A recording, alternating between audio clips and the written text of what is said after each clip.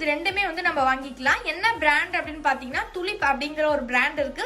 So அதுல வந்து வாங்கிக்கோங்க. இது வந்து பிராண்டட் கிடையாது, இது வெறும் ஸ்டீல் தான்.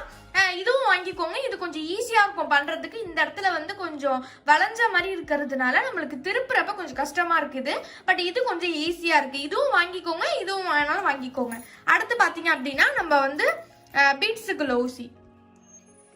இது வந்து பீட்ஸுக்குள்ள ஊசி. ஸோ இது வந்து என்ன பாத்தீங்க அப்படின்னா 24 0.4 mm, அதுக்கப்புறம் 23 0.45 mm. இது ரெண்டுமே வந்து வாங்கிக்கணும்.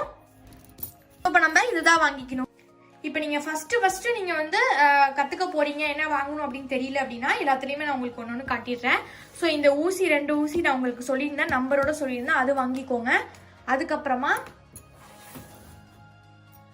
இது வந்து த்ரெட் ஊசி, இது வந்து நீடில் ஊசி, நம்பர் உங்களுக்கு ஆல்ரெடி சொல்லியிருந்தேன். இதுல வந்து ஸ்டீல் ஊசி, இதுவும் வாங்கிக்கோங்க. மொத்தமா இது 3த்தையுமே நீங்க